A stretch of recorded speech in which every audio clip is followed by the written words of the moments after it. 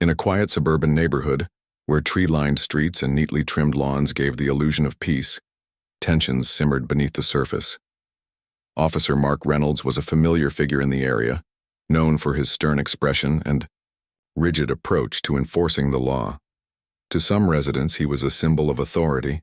To others, he represented something more troubling, an officer whose actions often seemed driven by prejudice rather than justice.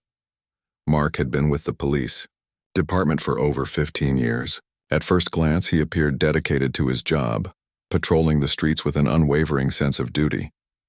But those who interacted with him regularly noticed patterns that raised eyebrows.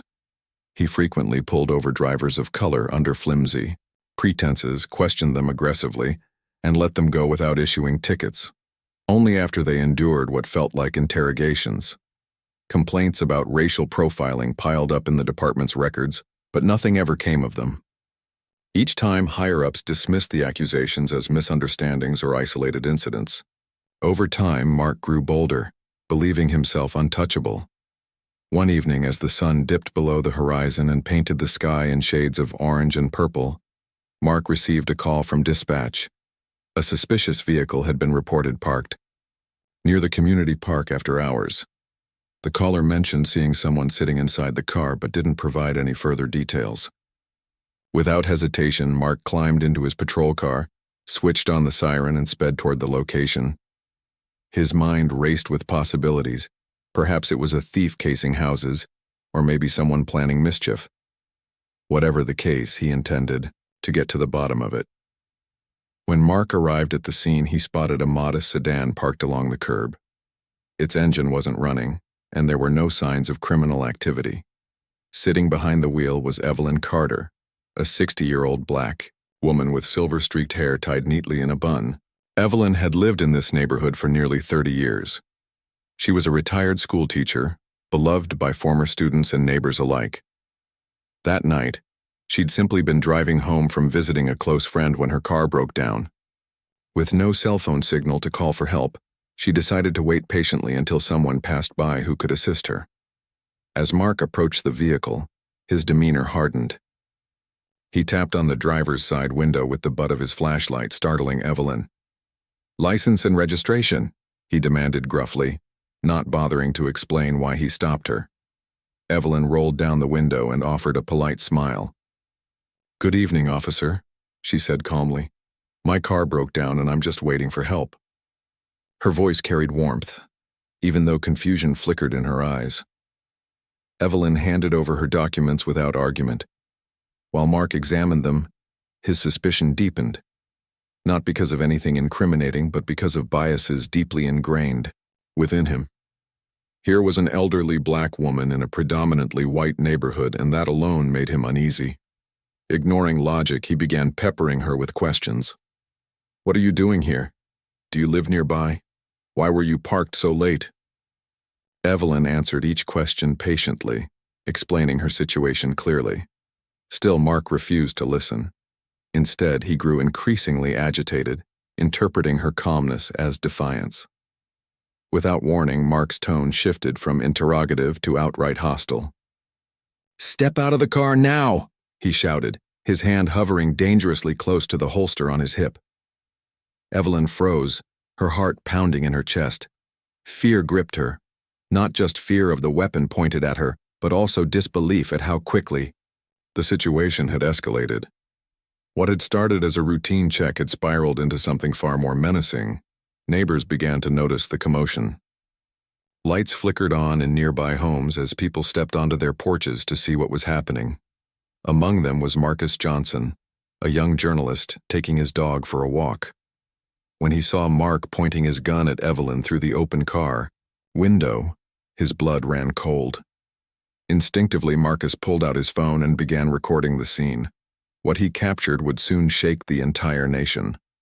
The video showed everything: the aggressive stance of the officer, the terror etched on Evelyn's face, and the stark contrast between her respectful responses and Mark's escalating hostility. As Marcus uploaded the footage to social media, it spread like wildfire. Within hours, thousands of views turned into millions. Comments poured in, condemning Mark's behavior and expressing support for Evelyn. Hashtags like #Justice for Evelyn trended online, drawing attention from news outlets across the country. Back at the scene, the tension remained palpable. Evelyn, still seated in her car, tried to reason with Mark. "Officer, please," she pleaded softly. "I haven't done anything wrong. My car broke down. That's all." But Mark wasn't listening anymore. His focus narrowed to a single objective: asserting dominance. It was only when backup officers arrived, alerted by concerned neighbors, that the situation de-escalated. They intervened cautiously, urging Mark to holster his weapon and step away from the vehicle. Reluctantly, he complied, but the damage was done. That night marked a turning point, not just for Evelyn and Mark, but for the entire community. For Evelyn, it was a moment of profound vulnerability and injustice. For Mark, it was the beginning of the end of his career. And for everyone else watching, whether in person or through screens miles away, it was a stark reminder of the systemic issues plaguing law enforcement. As dawn broke the next morning, conversations buzzed throughout the neighborhood. Some residents expressed shock, unable to reconcile the image of their trusted officer with the man shown in the video. Others nodded knowingly, sharing stories of similar encounters with Mark. Slowly but surely, cracks began forming in the facade of normalcy that had long masked underlying tensions. The incident forced people to confront uncomfortable truths about bias, power, and accountability. For Evelyn, the road ahead promised challenges. Yet, despite the trauma she experienced, she resolved to channel her pain into purpose. Little did she know her courage would inspire countless others to stand up against injustice, sparking a movement that would extend far beyond the confines of her small town. The video of Officer Mark Reynolds pointing his gun at Evelyn Carter quickly became a national sensation. Within hours, it dominated social media platforms, news websites, and television broadcasts. The footage captured every chilling detail: the officer's aggressive posture, the fear in Evelyn's eyes, and the calm yet firm way she tried to reason with him despite the threat looming over her. Viewers couldn't look away. For many, the scene was both shocking and infuriating. It wasn't just about what happened, it was about how familiar it felt. People across the country began sharing their own stories of mistreatment at the hands of law enforcement. A young man from Chicago recounted being stopped by police while walking home from work, simply because he fit the description. A mother from Texas described how officers searched her car without cause during a family road trip. These personal accounts flooded comment sections under the video, creating a tapestry of shared pain and frustration. Hashtags like "Kind Enough Is Enough" and "To Stand with Evelyn" trended worldwide, amplifying calls for justice and reform. Local activists wasted no time organizing protests outside the police station where Mark worked. Dozens turned into hundreds as residents gathered holding signs that read "Accountability Now" and "Protect All Citizens." Among them were former victims of Mark's misconduct, people who had previously stayed silent out of fear or resignation. Now, emboldened by Evelyn's courage, they stepped forward to share their experiences publicly. One woman tearfully recounted how Mark had pulled her over late at night, accused her of drug possession, and made her wait for hours before letting her go without evidence or explanation. Another man spoke of being handcuffed and detained for hours after an altercation with a neighbor, a dispute he later proved wasn't his fault. The growing outcry put immense pressure on local authorities. Initially, the police chief attempted to downplay the incident, describing it as a misunderstanding and defending Mark's actions as standard protocol. But public backlash forced a reversal. Facing mounting criticism, the department announced an internal investigation into Mark's conduct. They promised transparency, but offered little detail about how the process would unfold. Skeptics pointed out that similar promises had been broken before, leaving many wondering if anything meaningful would come of it.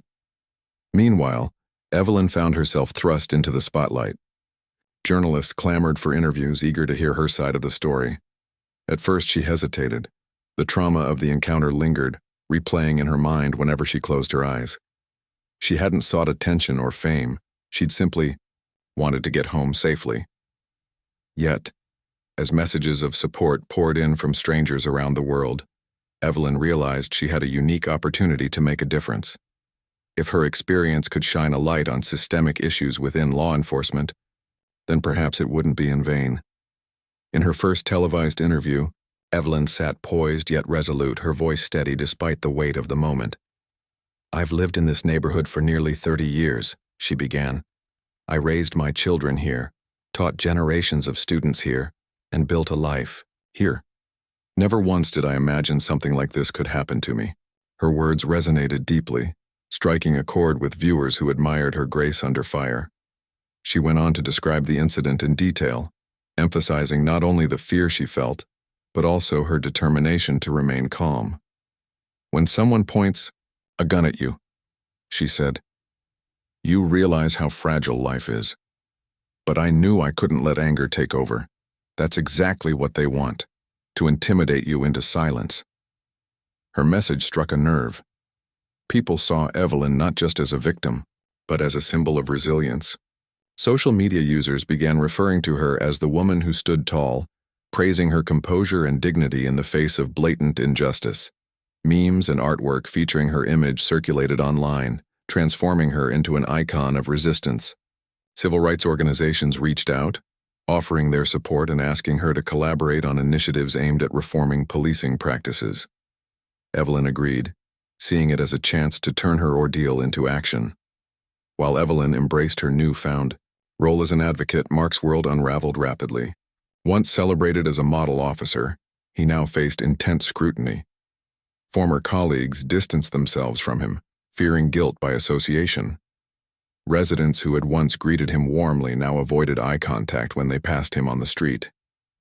Even his superiors, who had long shielded him from accountability, grew uneasy. Behind closed doors, discussions about whether to suspend him intensified. Public pressure left them with little choice but to act decisively. As days turned into weeks, details of Mark's past behavior surfaced. Records revealed a pattern of complaints stretching back years, all dismissed or ignored. Witnesses came forward, corroborating allegations of racial profiling and excessive force. One particularly damning account came from a teenager who claimed Mark had slammed him against a wall during a routine stop, leaving bruises visible for weeks. Another former victim recalled being handcuffed so tightly that her wrists bled. Each story added fuel to the fire, painting a picture of an officer whose unchecked biases had gone too far for too long. The media played a pivotal role in keeping the story alive.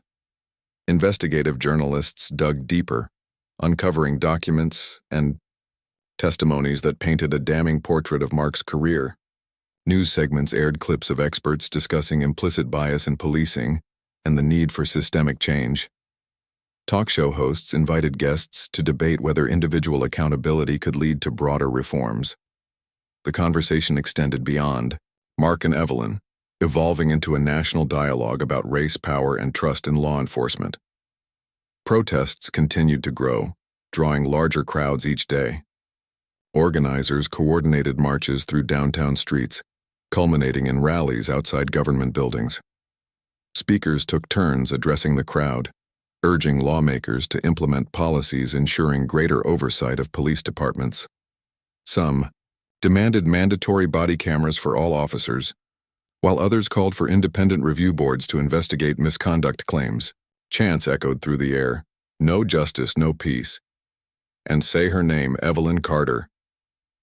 Amidst the chaos, one voice stood out, that of Marcus Johnson, the young journalist who recorded the viral video.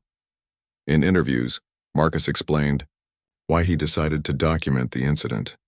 "I didn't think twice," he said. "When I saw that officer pointing his gun at Ms. Carter, I knew it was wrong. I thought, if I don't record this, who will?" His decision to press record had ignited a movement, earning him praise as a hero. However, Marcus remained humble, redirecting credit to Evelyn and the countless others fighting for change. For Evelyn, the whirlwind of attention brought mixed emotions. On one hand, she felt empowered knowing her story inspired so many. On the other hand, reliving the trauma daily weighed heavily on her. Friends and family rallied around her, providing emotional support and helping manage requests for appearances. and interviews. Despite the challenges, she refused to back down. "This isn't just about me," she told supporters. "It's about every person who's ever been treated unfairly because of the color of their skin. We deserve better." By the end of the second week, the momentum showed no signs of slowing. Protesters vowed to keep demonstrating until concrete changes occurred. Lawmakers introduced bills aimed at increasing transparency and accountability within police forces. Meanwhile, Evelyn prepared for the next phase of her journey, transforming her pain into purpose.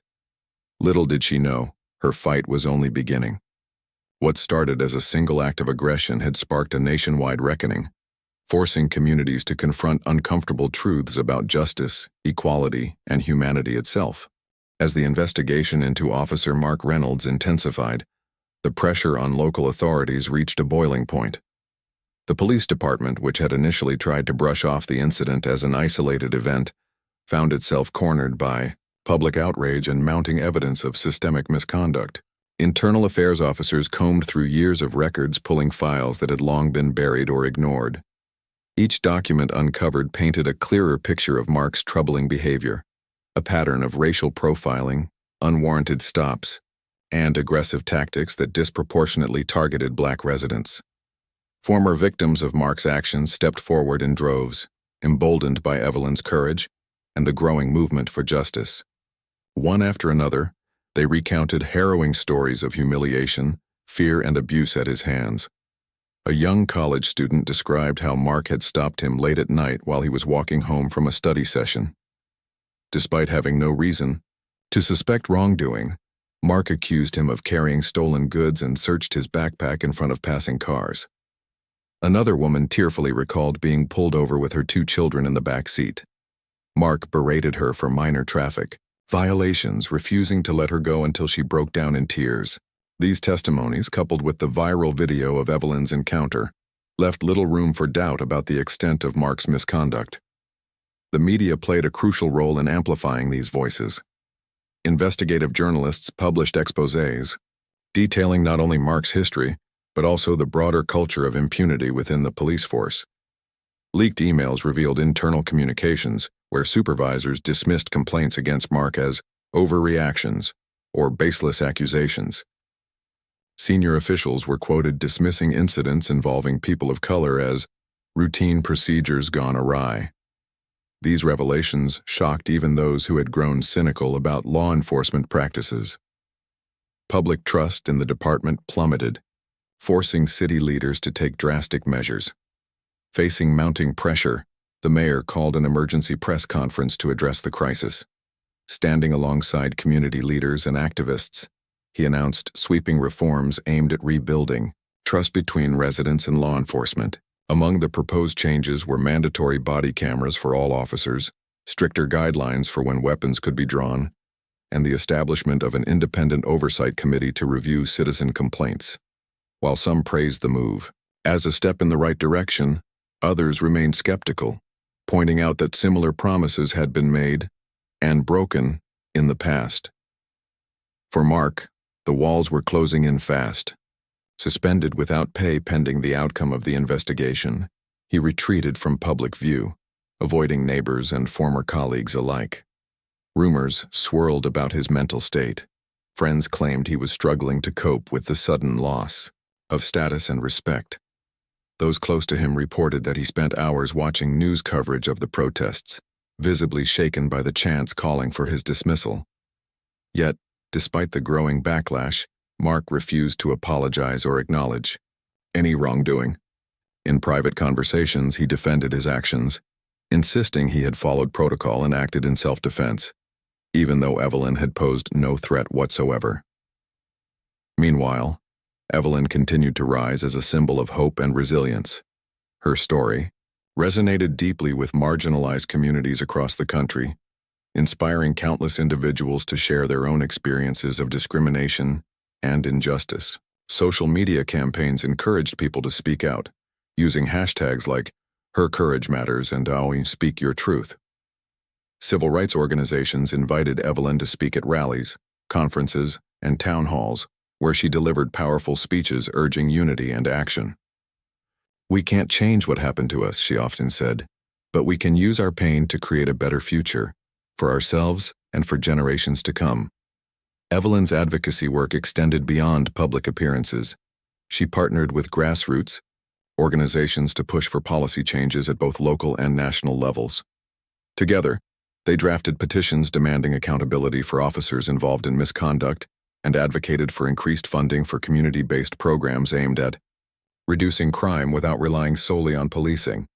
Their efforts gained traction quickly, drawing support from influential figures such as politicians, celebrities, and academics. Even some members of law enforcement expressed solidarity, acknowledging the need for reform within their ranks. Not everyone welcomed the spotlight on systemic racism and police brutality. Critics argued that focusing on individual cases like Evelyn's overshadowed the hard work of honest officers who served their communities faithfully. Others dismissed the protests as unnecessary, claiming that incidents like this were rare, exceptions rather than symptoms of a larger problem.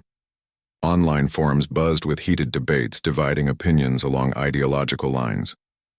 Tensions escalated further when counter-protests emerged, with groups defending traditional policing methods and accusing activists of exaggerating the issue for political gain. Despite the backlash, Evelyn remained steadfast. She understood that progress rarely came without resistance and chose to focus on the positive impact her story was having. Letters poured in from strangers thanking her for giving them the courage to stand up against injustice. Teachers shared how they used her example to teach students about perseverance and empathy. Churches organized prayer vigils in her honor, praying for healing and reconciliation. Evelyn soaked it all in, finding strength in the knowledge that her ordeal was helping spark meaningful conversations about race, power, and equality. Behind the scenes, legal proceedings against Mark moved forward. Prosecutors reviewed the evidence meticulously, weighing whether criminal charges should be filed. While many hoped for accountability, others worried that leniency would send the wrong message. Lawyers representing Evelyn explored potential civil lawsuits, aiming to hold the department financially responsible for failing to address Mark's behavior earlier. Legal experts debated the merits of each approach, speculating on possible outcomes and their implications for future cases. As weeks turned into months, the ripple effects of Evelyn's encounter with Mark became impossible to ignore.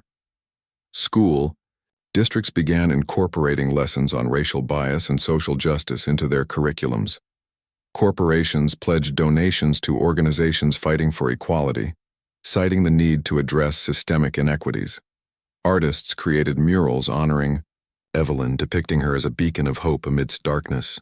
Even Hollywood took notice, with producers expressing interest in turning her story into a film or documentary. Yet, for all the progress being made, Evelyn knew the fight was far from over. Systemic change required sustained effort, and there would undoubtedly be setbacks along the way.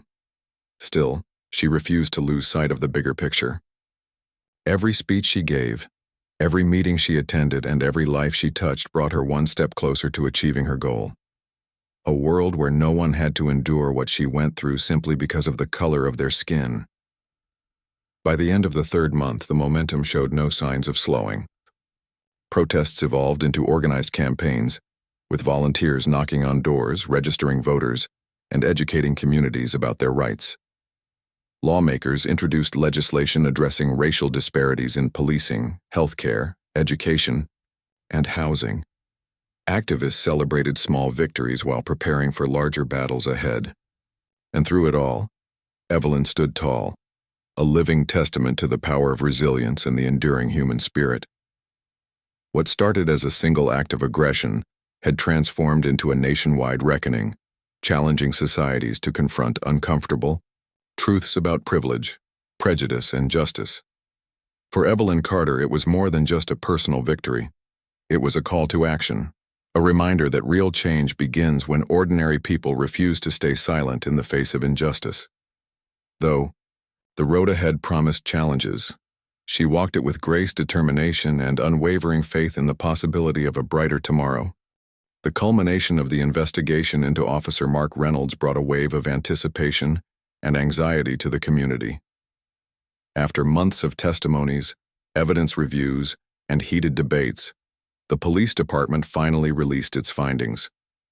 The report was damning, detailing a pattern of misconduct so egregious that it left even seasoned investigators stunned. Mark had not only violated departmental policies, but also breached ethical standards repeatedly. His actions were described as reckless, discriminatory, and a betrayal of public trust. The decision to terminate Mark's employment came swiftly. In a press conference, the police chief announced that Mark would no longer serve on the force, citing irreparable damage to his credibility and integrity. While some viewed this as a victory, others felt it wasn't enough. Activists demanded criminal charges, arguing that firing him amounted to little more than slapping him on the wrist for behavior that could have ended in tragedy. Prosecutors, however, faced challenges in building a case strong enough to secure a conviction. Legal experts explained that proving intent beyond reasonable doubt would be difficult, given the lack of physical harm in Evelyn's encounter. Still, the possibility of accountability loomed large, keeping Mark and the entire nation on edge. For Mark, life after termination became a stark contrast to the authority and respect he once commanded. Stripped of his badge, he found himself ostracized by former colleagues and shunned by neighbors who once greeted him warmly. Job applications went unanswered. Potential employers hesitated to hire someone with such a tarnished reputation. Financial strain compounded his struggles, forcing him to sell his home and move to a smaller apartment on the outskirts of town. Friends distanced themselves, unwilling to associate with a man now synonymous with controversy. Isolation consumed him, leaving him bitter and resentful. He blamed everyone but himself, the media, the protesters, even Evelyn, for ruining his career. In interviews with close acquaintances, Mark reportedly expressed regret, but not for his actions. Instead, he lamented the consequences they brought upon him. "I was just doing my job," he told one friend privately. "People don't understand how hard it is out there." These comments leaked to the press, sparking renewed outrage. Critics accused him of lacking remorse, further cementing his image as a symbol of unchecked privilege and systemic racism. For many, Mark's inability to acknowledge his wrongdoing underscored the very issues activists sought to dismantle: a culture of denial and deflection within law enforcement. While Mark faded into obscurity, Evelyn emerged stronger than ever. Her advocacy work gained national recognition, earning her invitations to speak at prestigious events and collaborate with influential leaders. She traveled across the country, sharing her story with audiences ranging from high school students to members of Congress. Each speech carried the same core message: resilience in the face of adversity and the importance of standing up against injustice. "Silence is complicity," she often said. "If we want change, we must demand it, not just for ourselves, but for those who come after us." Evelyn's efforts extended beyond speeches. She co-founded an organization dedicated to reforming policing practices and supporting victims of racial profiling. Named Voices for Justice, the group provided resources such as legal aid, counseling, and advocacy training to those affected by discriminatory behavior. They also launched campaigns targeting lawmakers, urging them to pass legislation addressing systemic inequities. One initiative focused on creating databases to track officer misconduct, ensuring transparency and accountability. Another pushed for standardized training programs emphasizing de-escalation techniques and cultural sensitivity. The impact of Evelyn's work rippled far beyond her immediate circle. Inspired by her courage, communities nationwide began holding their own discussions about race and policing. Town halls packed with concerned citizens debated ways to improve relations between residents and law enforcement. Young activists organized workshops teaching bystander intervention strategies, empowering individuals to document incidents like Marcus Johnson had done. Art installations popped up in cities, honoring victims of police brutality and celebrating survivors like Evelyn. Even schools incorporated lessons about social justice into their curriculums, using her story as a case study in perseverance and activism. Despite the progress, resistance persisted. Critics argued that reforms undermined officers' ability to do their jobs effectively, claiming that heightened scrutiny made policing more dangerous. Some departments resisted implementing new policies, citing budget constraints or logistical challenges. Others complied reluctantly, viewing changes as mere lip service rather than genuine commitments to improvement. Counter-protests occasionally flared up, with groups defending traditional policing methods and dismissing calls for reform as politically motivated. These clashes highlighted the deep divide still present in society, underscoring the complexity of achieving lasting change. Amidst these tensions, Evelyn remained undeterred. She understood that meaningful transformation required patience and persistence. Every setback served as fuel for her determination, reminding her why the fight mattered so much. Personal sacrifices weighed heavily on her. Long hours away from family, constant media attention, and the emotional toll of reliving her trauma. But she refused to give up. Friends and supporters rallied around her, offering encouragement and assistance whenever needed. Together, they formed a tight-knit network of allies committed to advancing the cause. One pivotal moment came when lawmakers introduced the Accountability and Transparency Act, a landmark bill inspired by Evelyn's advocacy. The legislation mandated body cameras for all officers, established independent oversight committees to investigate complaints, and required regular audits of police departments' disciplinary records. Supporters hailed it as a significant step toward dismantling systemic racism in law enforcement. Opponents, meanwhile, argued that it placed undue burdens on already strained systems.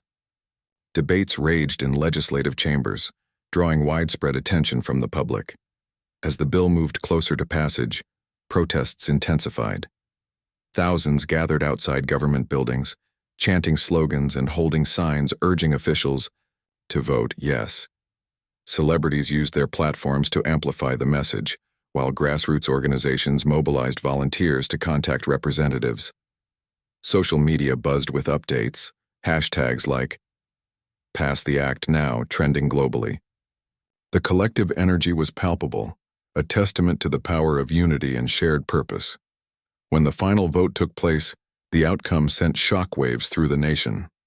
Lawmakers passed the bill by a narrow margin, marking a historic win for advocates of police reform. Cheers erupted in streets across the country as news spread. For Evelyn, the victory felt surreal yet deeply gratifying. It validated years of tireless effort and reminded her that ordinary people truly could effect extraordinary change. But Evelyn knew the journey didn't end there. Passing laws was one thing, enforcing them was another. Implementation would take time, and challenges undoubtedly lay ahead. Departments resistant to change might drag their feet, finding loopholes or exploiting ambiguities. Public awareness campaigns would be crucial in holding institutions accountable and ensuring compliance.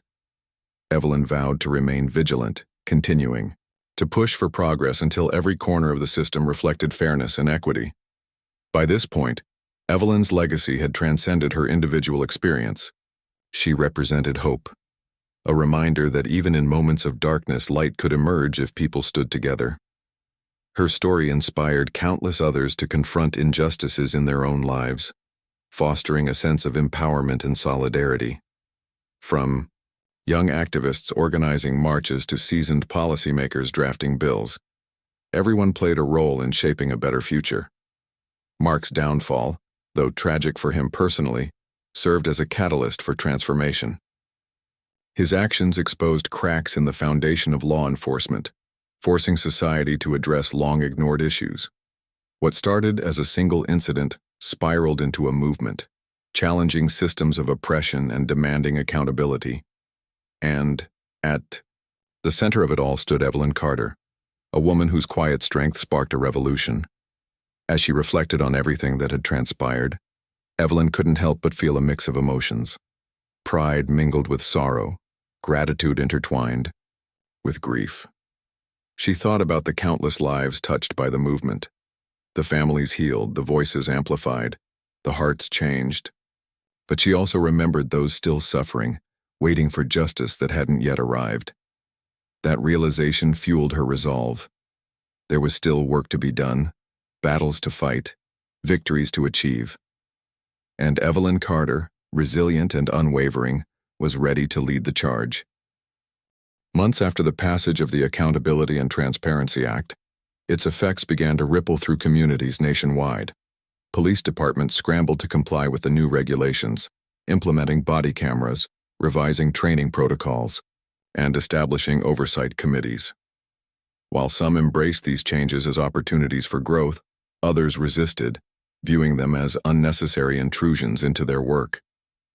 The transition was far from smooth, marked by friction between officers, administrators, and citizens. Yet, amidst the chaos, Evelyn Carter remained a guiding light, tirelessly advocating for meaningful implementation and holding institutions accountable. One of the most significant challenges came from smaller towns with limited resources. Many police chiefs argued they lacked the funding to purchase body cameras or hire independent auditors. Activists countered that justice shouldn't depend on budgets, urging state governments to allocate emergency funds for compliance. In response, Evelyn spearheaded a campaign called Justice for All Communities. Partnering with nonprofits and corporate sponsors, she raised millions to provide grants for underfunded departments. Her efforts ensured that even rural areas could meet the Act's requirements, preventing loopholes that might undermine its purpose. In larger cities, tensions simmered as officers adjusted to increased scrutiny. Some adapted quickly, appreciating the clarity that body camera footage brought to disputes. Others resented the constant monitoring, feeling as though every decision they made would be second-guessed. A few high-profile cases highlighted both the benefits and pitfalls of the new system. In one instance, video evidence exonerated an officer falsely accused of excessive force, restoring public trust in his integrity. In another, footage revealed blatant misconduct, leading to swift disciplinary action. These contrasting outcomes underscored the importance of accountability while reminding everyone that technology alone couldn't solve systemic issues. Evelyn understood this better than anyone. She emphasized during interviews and speeches that tools like body cameras were only part of the solution. True reform required addressing deeper problems: implicit bias, lack of diversity within departments, and broken relationships between law enforcement and marginalized communities. To tackle these root causes, she collaborated with experts in psychology, sociology, and education to develop comprehensive training programs. Officers participated in workshops designed to foster empathy, improve communication skills, and recognize unconscious prejudices. Role-playing scenarios challenged participants to navigate complex situations without resorting to aggression. Feedback from early adopters was overwhelmingly positive, with many crediting the exercises for changing their perspectives. Despite progress, resistance persisted. Critics of the reforms continued to argue that stricter regulations hindered effective policing. They pointed to rising crime rates in certain areas as proof that officers were hesitant to act decisively for fear of repercussions. Supporters countered that correlation didn't imply causation, noting that socioeconomic factors likely played a larger role. Regardless, the debate raged on, fueling polarization and complicating efforts to build consensus. Meanwhile, Evelyn faced personal challenges. The relentless pace of her advocacy work took a toll on her health. Long nights spent strategizing drained her energy, and the emotional weight of reliving past traumas surfaced more frequently. Friends urged her to slow down, but she refused, driven by the knowledge that countless lives depended on her perseverance. "If I stop now," she often said, "who will pick up where I left off?" Her determination inspired others to step forward. Young activists, emboldened by her example, launched grassroots initiatives aimed at fostering dialogue between residents and police. Community meetings became safe spaces for sharing concerns, building understanding, and brainstorming solutions. One particularly successful program paired officers with local mentors who helped them connect with neighborhoods on a human level. Over time, these interactions began breaking down barriers, creating bonds that transcended uniforms and badges. Even Mark Reynolds' story served as a cautionary tale. Though largely absent from public view, whispers about his life occasionally surfaced. Reports claimed he worked odd jobs to make ends meet, struggling to adjust to a world that no longer revered him. Former colleagues described him as bitter and defeated, unable to comprehend why his career had unraveled so dramatically. For many, his downfall symbolized the consequences of unchecked power and prejudice. It also reinforced the need for systems that prioritized fairness over authority. As years passed, the impact of Evelyn's movement grew increasingly evident. Crime rates stabilized in areas where reforms were fully implemented, dispelling fears that accountability compromised safety. Trust between communities and law enforcement improved, albeit gradually. Surveys showed a noticeable shift in public perception, with more people expressing confidence in officers' ability to protect and serve equitably. Schools incorporated lessons about racial justice into their curriculums, ensuring future generations understood the importance of equality and respect. Evelyn's influence extended beyond policy changes. Artists immortalized her story in murals, songs, and films, celebrating her resilience and vision. Academic institutions invited her to deliver keynote speeches, recognizing her contributions to social justice. Awards poured in, each acknowledging her role in transforming a moment of personal tragedy into a catalyst for national change. Yet despite the accolades, Evelyn remained humble, deflecting praise onto the collective effort behind the movement. Perhaps the most profound testament to her legacy came when young activists began referring to themselves as Evelyn's Army. This informal network spanned cities and countries, united by a shared commitment to dismantling systems of oppression. Members organized protests, lobbied lawmakers, and educated peers about the ongoing fight for justice. Their passion mirrored Evelyn's own, proving that her message had taken root in hearts and minds worldwide. Still, Evelyn knew the battle wasn't over. Systemic racism ran deep, woven into the fabric of society in ways that couldn't be undone overnight. New challenges emerged regularly: inequitable sentencing laws, discriminatory hiring practices, inadequate healthcare access, all interconnected pieces of a larger puzzle. Addressing them required sustained effort and collaboration across sectors. Evelyn embraced this reality, viewing it not as a burden, but as an opportunity to continue shaping a fairer world. By the 5th anniversary of the viral video, the nation paused to reflect on how far it had come and how much farther it needed to go. Cities hosted commemorative events honoring those who had fought for justice, including Evelyn. At one such gathering, she stood before a crowd of thousands, her voice steady yet filled with emotion. 5 years ago, I never imagined my name would become synonymous with change, she began. But here we are, standing together, proving that courage can conquer fear and unity can overcome division. She went on to acknowledge the countless individuals who had contributed to the movement, from grassroots organizers to policymakers. This isn't just my story, she declared. It's our story. A testament to what happens when ordinary people refuse to accept injustice silently. Her words resonated deeply, drawing cheers and applause from the audience. Tears flowed freely, mingling joy with resolve.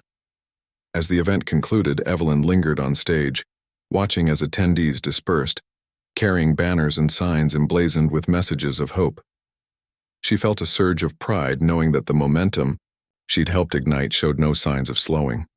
Each person walking away represented a promise, a commitment to carry the torch forward, ensuring that the flame of justice burned brightly for generations to come.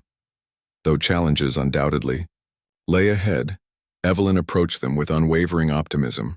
She believed in humanity's capacity for growth and transformation.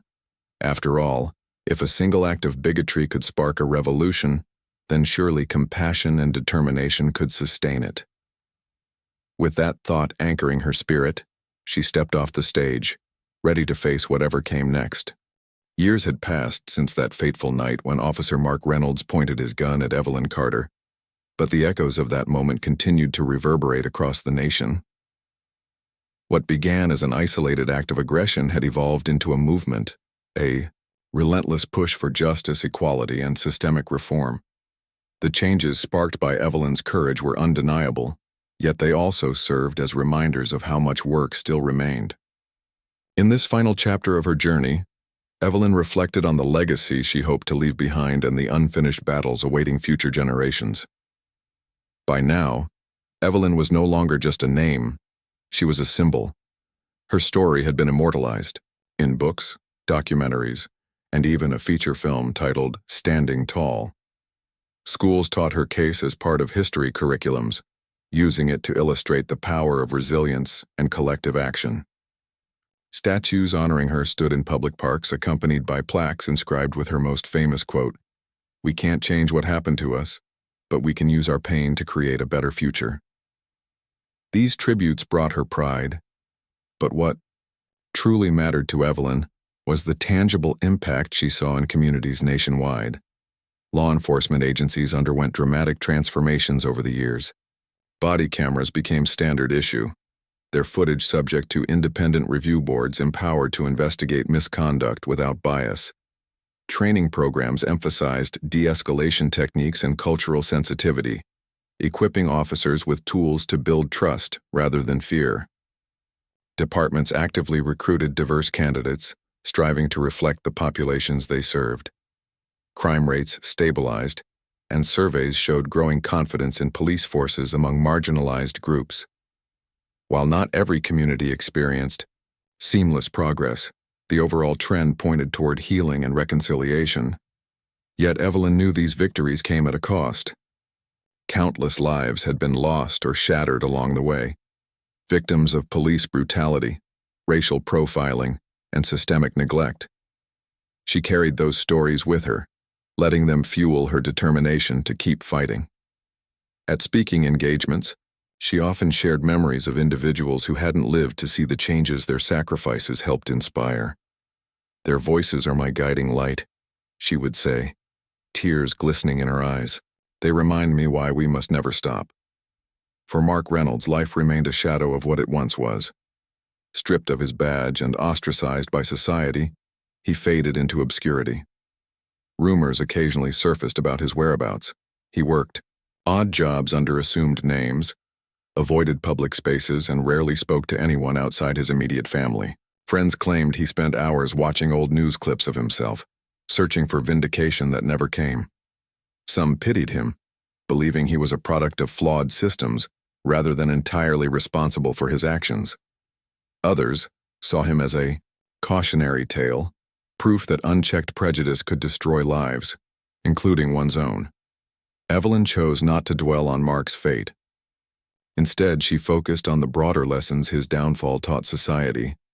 His career-ending incident underscored the dangers of allowing bias and arrogance to go unchallenged within institutions meant to protect everyone equally.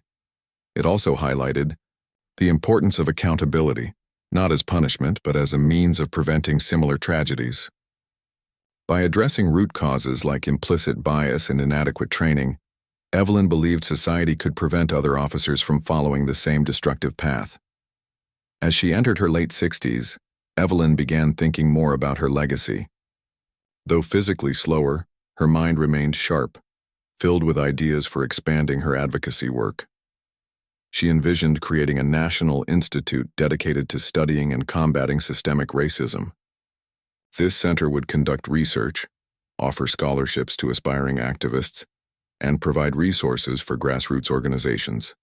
Funding such an ambitious project required significant effort, so Evelyn partnered with philanthropists, corporations, and government entities willing to support her vision. Within 2 years, the Evelyn Carter Institute for Justice and Equity opened its doors, becoming a hub for innovation and collaboration. The institute quickly gained traction, hosting conferences, publishing groundbreaking studies, and launching initiatives aimed at dismantling inequities in various sectors. One program focused on criminal justice reform, advocating for policies that reduced mass incarceration and addressed racial disparities in sentencing. Another targeted education systems, pushing for inclusive curriculums and equal access to resources. A third tackled economic inequality, promoting entrepreneurship opportunities for underserved communities. Each initiative bore Evelyn's fingerprints, reflecting her belief in holistic approaches to social change. Despite her achievements, Evelyn remained acutely aware of lingering challenges. New forms of discrimination emerged, adapting to modern contexts while retaining old prejudices. Technology introduced fresh concerns, facial recognition software disproportionately misidentifying people of color, algorithms perpetuating hiring biases, and online platforms amplifying hate speech. Evelyn recognized that combating these issues required evolving strategies, blending traditional activism with cutting-edge solutions. To stay ahead, she embraced digital tools, leveraging social media and data analytics to amplify marginalized voices and hold powerful entities accountable. Her personal life also underwent shifts. After decades of pouring herself into advocacy, Evelyn decided it was time to prioritize rest and reflection. She moved to a quiet countryside home, surrounded by nature and cherished memories. Family visits became more frequent, filling her days with laughter and warmth. Yet even in retirement, she couldn't fully disengage from the cause. Her phone buzzed constantly with messages from young activists seeking advice, journalists requesting interviews, and policymakers consulting. Her expertise, she welcomed these interactions, viewing them as opportunities to mentor the next generation of leaders. Among those inspired by Evelyn was a teenager named Maya Thompson. Growing up in a predominantly black neighborhood plagued by poverty and police violence, Maya had idolized Evelyn since childhood. When she discovered Evelyn's institute offering internships for high school students, Maya applied immediately and got accepted. Under Evelyn's guidance, Maya developed a passion for storytelling, using photography and essays to document injustices in her community. By the time she graduated college, Maya had become a prominent voice in the fight for equity, crediting Evelyn for igniting her fire. Stories like Maya's gave Evelyn immense satisfaction.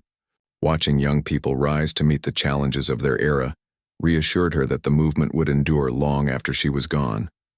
Still, she understood that true progress depended on collective effort. No single person, not even someone as influential as herself, could dismantle centuries of oppression alone.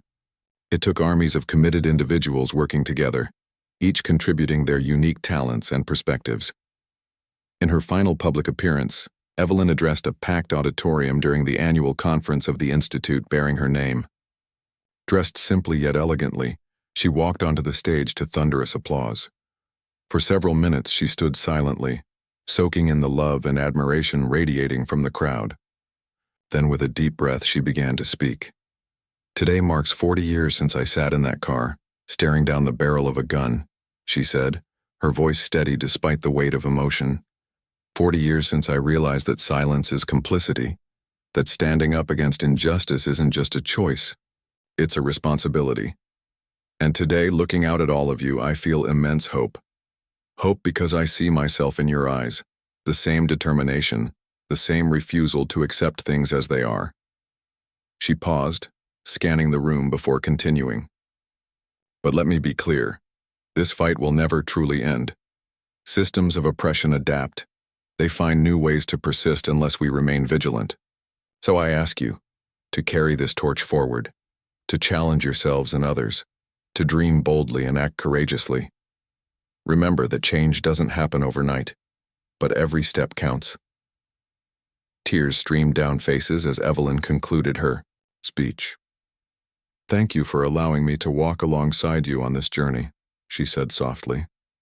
"Together, we've proven that ordinary people can achieve extraordinary things. Keep going, for those who came before us, for those who stand beside us, and for those who will follow." When she stepped off the stage, the audience erupted into a standing ovation. Evelyn smiled faintly, feeling both fulfilled and bittersweet. As she exited the building, she glanced back one last time, taking in the sea of hopeful faces. Then turning away, she whispered to herself, "It's in good hands now." And with that, Evelyn Carter stepped into the twilight of her life, leaving behind a world forever changed by her courage and conviction. Her story didn't end. It lived on in the hearts of millions, inspiring them to continue the fight for justice, equality, and humanity.